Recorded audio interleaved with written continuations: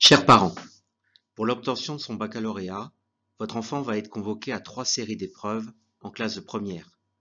Ces épreuves se dérouleront à Château-Thierry, au lycée Saint-Joseph, sauf les épreuves de français au mois de juin. La première session aura lieu du 3 au 7 février 2020. La deuxième session aura lieu du 4 au 7 mai 2020. Une troisième session aura lieu au mois de juin. Cette dernière portera sur les épreuves de français oral et français écrit.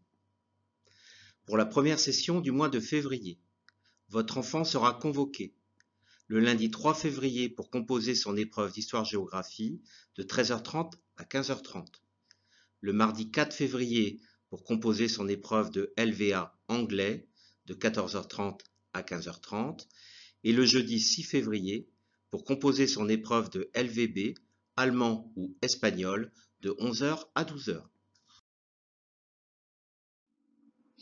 Les épreuves de langue vivante.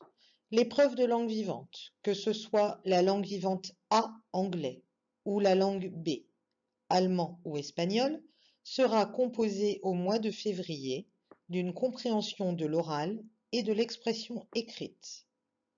La compréhension de l'oral. Les élèves disposent d'abord de 5 minutes pour prendre connaissance de l'intégralité des consignes écrites du sujet. Ils entendent une première fois le document dans la compréhension de l'oral, qui sera soit un document audio, soit vidéo. Ils peuvent prendre des notes pendant ce temps. 1 minute de silence, ils peuvent prendre des notes pendant ce temps. Ils entendent ensuite une deuxième fois le document de la compréhension de l'oral et ils peuvent prendre des notes pendant ce temps. De nouveau 1 minute de silence, pendant laquelle ils peuvent également prendre des notes. Ils entendent une troisième fois le document de la compréhension de l'oral. Cette troisième écoute ou ce troisième visionnage est le dernier. Ils peuvent prendre des notes pendant ce temps. À l'issue de la troisième écoute ou du troisième visionnage, ils organisent leur temps comme ils le souhaitent pour faire 2 choses. Premièrement, rendre compte en français du document oral ou vidéo qu'ils ont entendu. Deuxièmement, traiter le sujet d'expression écrite dans la langue vivante examinée, anglais, allemand ou espagnol. L'expression écrite. Pour l'expression écrite, les élèves ont le choix entre 2 sujets. Ils doivent répondre à la question choisie par une rédaction qui doit faire au moins 120 mots. Les sujets porteront sur des thèmes évoqués en classe. Attention, les élèves ne seront pas préparés à un sujet spécifique. Le document de l'épreuve ne fait pas partie des documents déjà étudiés en classe. Quelques conseils pour bien se préparer à cette épreuve de langue vivante.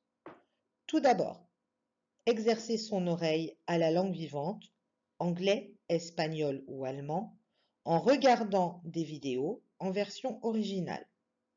Deuxièmement, se constituer un lexique de mots liés aux axes traités en classe. L'épreuve d'histoire-géographie durera 2 heures. Elle sera composée de 2 exercices obligatoires. Une question problématisée sous la forme d'une composition écrite, soit d'histoire, soit de géographie.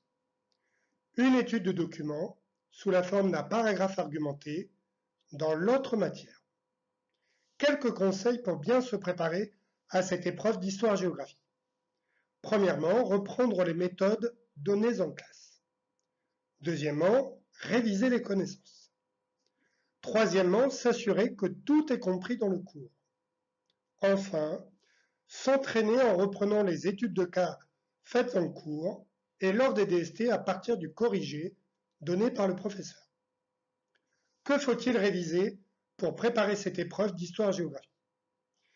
Il faut réviser le premier thème d'histoire, à savoir l'Europe bouleversée par la Révolution française, et le thème de géographie qui s'intitule La métropolisation, un processus mondial différencié. Attention, chaque thème est composé de plusieurs chapitres.